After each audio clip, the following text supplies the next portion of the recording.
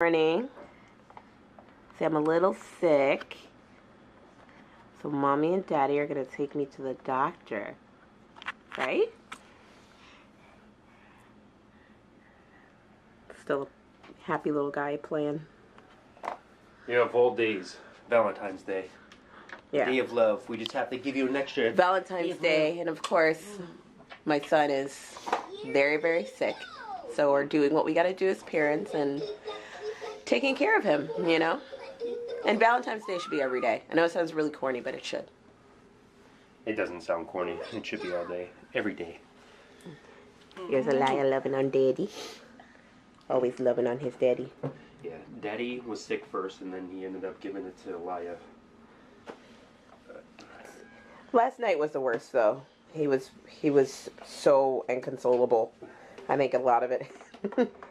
You guys see this? Of all the toys, he has an empty bin of his snacks that he would rather beat like a little drum. There he goes. Yeah. You beating your little drum? Beep, beep, beep. How do you feel, Daddy? I feel terrible. I feel terrible because... It's not, no, I mean, like, last night was a rough... It's a life-learning lesson. Like, yeah. You know, when you're a parent and you're sick, you just have to try your best to stay away from your child. So, what are you doing? Focus on my face and my voice. Creeping at my husband on Valentine's Day.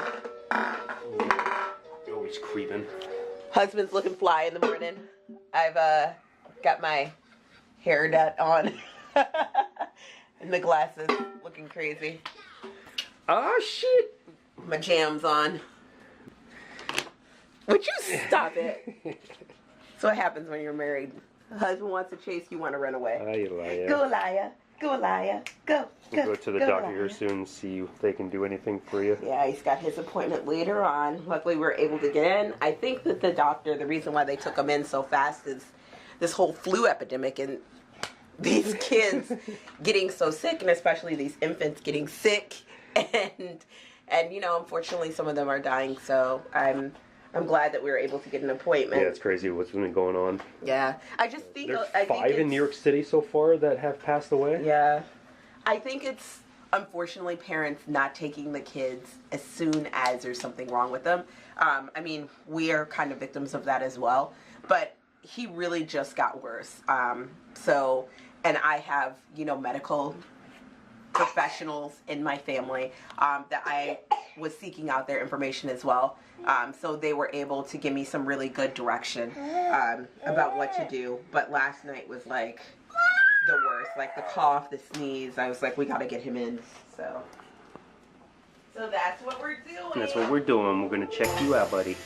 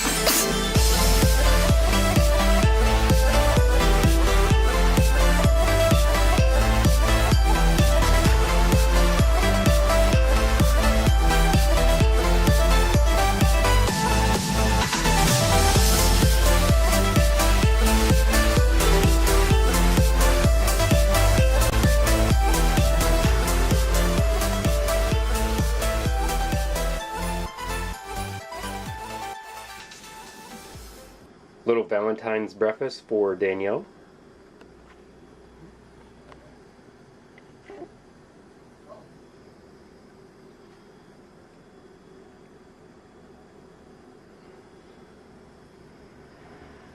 Obviously obviously that one's Danielle's with the little heart. Alright, so we just left Eliah's doctor's appointment, and he has he's sleeping now. Yeah, he's all passed out. But he has a slight ear infection. So we are right now taking a nice little walk home through the reservoir by Central Park. It's the Kennedy Reservoir. So it's a nice day. It's actually like almost 50 degrees. So this is like ideal for him.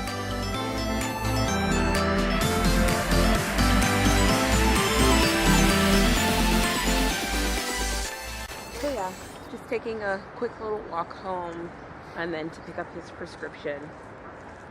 But you know, at least we figured out what was wrong with him. At least we found out what was wrong with him.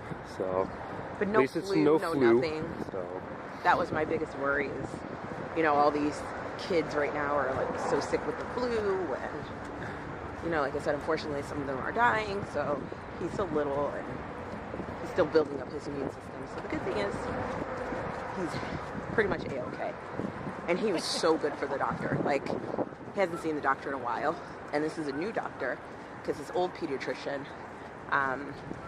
is at a different location. They closed their location. So I'm really glad that he did really well with her. Didn't scream, didn't freak out.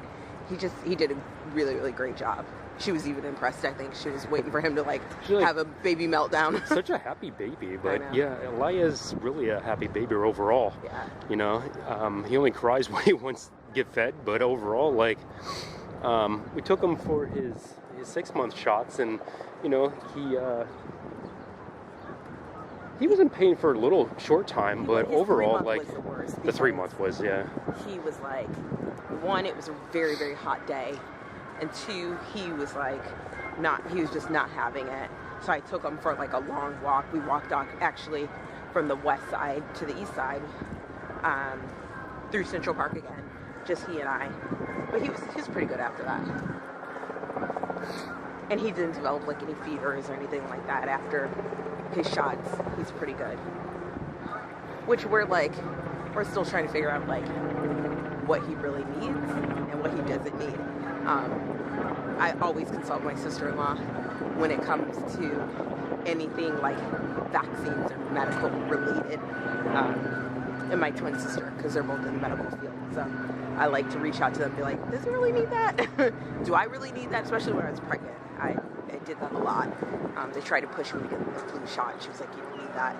I ended up getting another shot that she was like, you don't need that either. She was like, what, they make you take that? She's like, no one's had that in forever. But, you know, we all learn. Yeah, we all need guidance in life, though, too. So, know what's right and what's wrong. So that extra opinion really counts, too. Yeah. So, and I always listen to their opinion, but I still formulate my own. Always gather your own information and come out with your own conclusion.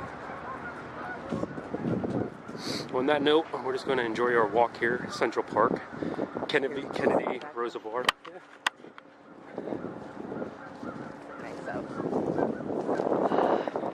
So mad he's asleep. There's like so many ducks out in his mind. These ducks, geese. I don't know if you guys can hear in my background, but I can see them all over there. Yeah. They're like swarming. It's such a warm day. They're just like enjoying it. Beautiful. Yeah, look at them all over there.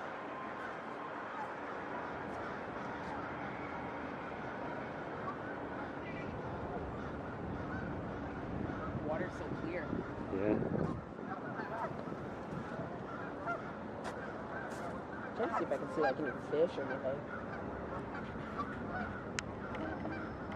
Ugh, why are you sleeping, Baba? He had a rough night though. So.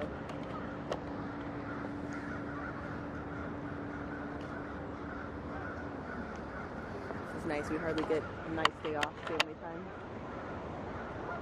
Unfortunate, but we got it off. And to our viewers, we do both work full-time, but our schedules are not set. Yeah. So I'm off always the weekend, so that's probably why you see a lot of me in the videos than Danielle.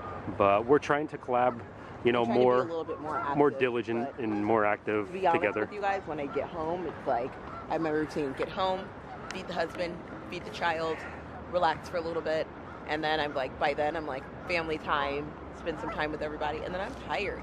You know, it's really hard to. Listen, I told you guys in the last video, it was know. probably like one of our first or second videos that Danielle can cook. So she's, I look at her as a chef, so I want to get her on the video. And I can cook, but let's not go that far. Well, I don't want Gordon Ramsay being like that. She's Gordon Ramsay qualified. I think she's qualified. At least I'm trying to get her on the show.